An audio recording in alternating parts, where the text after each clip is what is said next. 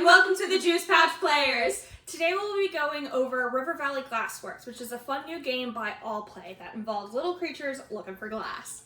Yeah, and so to start this game, you have to set up your river. It comes with 6 different river tiles, as well as the river bank. And all you have to do to set them up is, in the river bank, there's 5 little sections for 5 pieces of glass. So you put the 5 pieces of glass there. And then on each of the river pieces, there is either 1 or 2 little rocks on the end there, and that indicates how many pieces go into the river, that piece of the river at the start of the game.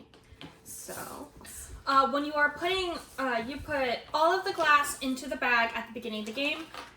If it is a 5-player game, there is a few extra black rocks that you also put in just so there's more for there. Each person also gets 3 rocks in their sack to start off with. We'll explain how you use those. The goal of the game is to get the most, as much glass to give you the most points. all right. So once all the game is set up, everybody gets their own little board, as well as a little token to mark how many pieces are on their board. That goes on the 0 on the bottom right of the board. On the bottom left, you will see all the different colors of the pieces of glass that can be found in this game, as well as how rare they are. So starting at the top with the white and the purple glass being the most common, and the yellow and the orange being the most rare at the bottom. One person at the beginning of this game will be given the starting bear to indicate who started the game. This is very important for the end of game sequence. Do you want it, or do you want it? I can take it. All right. So there are 2 important things about each piece of glass. They are all 1 different colors and 2 different shapes. The shape matters when you are putting glass into the river to get more out, and the color matters when you're putting them on the board. When you're putting glass on your board, you have a bunch of rows and a bunch of columns. Each color gets 1 singular column. So if you got 1 purple, the next purple you have to put on top of it.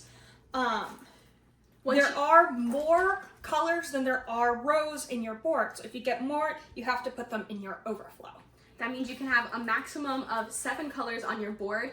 In a 5-player game, there are 9 different colors. In a 2 to 4-player game, there are 8 different colors. So let that play into your strategy as it will. As you get multiple of the same color, you stack them up. When putting them on your board, shape does not matter. One important thing to note is scoring points at the end of the game is you get points for each complete row. So if you have, let's say, the whole bottom row is complete, you get 22 points for that row. Let's say the second row stopped here, so you'll get 7 points. If you have a gap in your row, you only get the number for consecutive tiles in the row, but you get all the points for every single row that you have. The columns is where it gets tricky. You only get the points for the 2 highest columns on your board.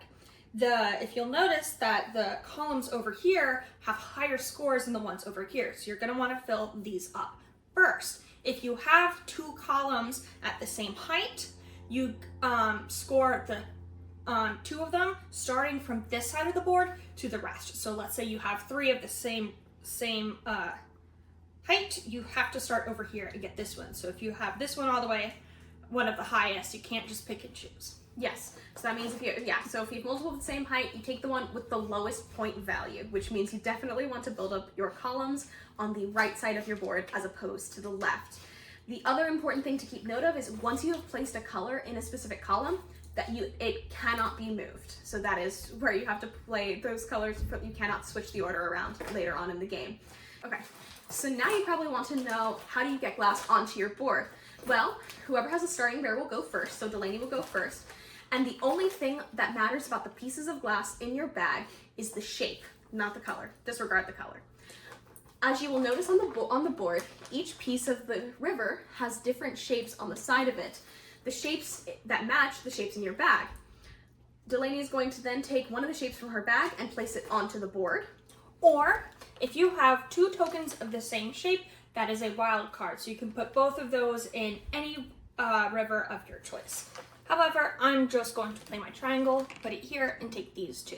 So once you play your shape on a tile, you can take all of the pieces of glass from one of the tiles immediately next to it. So since Delaney played on the triangle, she can take all of the pieces from the oval spot next to it. You have to put both of these starting in the leftmost columns. You get to choose what order they go in, but once they're placed, they're stuck. So I'm going to put the orange one further to the left because they're more rare, so I don't want to get the high points in the lower column. Then what you do is you take this river out, you move those closer, put it on the end, and then you refill this river based off how many of the gray stones are on the tile in front of it. Yes. So because there's 2, we get to put 2 on there. Then you have to move up your counter. The first person to get to 17 pieces of glass on their board triggers endgame. Here's how endgame works. So at the beginning of endgame, so say it was my turn, I would finish out my turn, I reach 17, and I let everybody know, and then anybody who has 3 or less than 3 pieces of glass in their bag then gets to refill it from the river or from the bag in the order that we then play. So starting with me and then going around the table. Once everybody has 3 pieces of glass in their bag, we then continue and finish the round until we get to the person with the starting bear. Once we get to the person with the starting bear, everybody gets 1 more turn, and then the game is over. Whoever has the most points at the end of the game then wins. Yes. So if you run out of tokens in your pile for your turn, you go to the river. You take 4 out of the 5 pieces of the river that you want and put them in your bag. If you have one, you can do this at any point in time. However, if you end up getting more than 5 tokens in your bag, everyone over 5 has to go into your overflow, which is minus 3 points at the end of the game. So the best strategy is to take from the river when you have either 1 or no pieces of glass left. That way you do not go over the bag's maximum of 5 and have to subtract points because of your overflow at the end of the game. The only other way to get pieces into overflow is to have more than 7 different colors on your board. Or have more tiles than the numbers in the column. Yes. Yeah, you can only have 5 pieces of glass because there's only 5 rows in each column, or 5 spaces in each column. Yeah, and now we will show you some examples of scoring and how that works, just because the numbers can get a little tricky until you've seen it once. So first up, we will show you an example of scoring a finished board and scoring specifically the rows. You get to score every single row you have. As long as it's continuous. Yes. So if there's a break between 2 stones, like I have right here, you can only count where the orange is. So I start with 22 points for the bottom row, 16 points for the second row, and then I get 1 point for the third and fourth row. So I'm going to calculate that real quick. Do you want to explain what your rows are? Sure. So as you can see, I also have filled up my complete first row, so I get 22 points for that first row.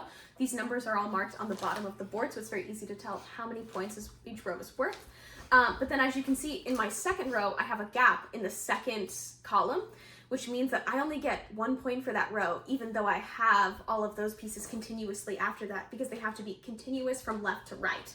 So I only get 22 for the first row and 1 for the second, and that's all I get for rows. Now we're going to score columns. So you only get the points for your 2 highest columns. For my 2 highest columns are tied. So I get to score them starting with the left one all the way to the right one. If, for example, I do not have this piece, we have this one's my highest and these 2 are tied, I only get to score the column that is closest to the left. So I only get the points for this one right here, instead of both of them or choosing mine. So for mine, I get 12 points for the green column, 4 points for the orange column, so I get to add 16 points to my score. As for my rows, my tallest column is here, which is 5, so I get 30 points for that column. And then my second tallest is only 3 here, and I get 21 points for that column. And then you total that. Once you've added up all of those, you look in your overflow. We both have 1 piece in our overflow, and you subtract 3 points per piece in overflow. So I have a total score of 53 with my 1 piece in overflow. In this make-believe game, I have scored 71 points, making me the winner. And that is how you play River Valley Glassworks. We'll sip you later.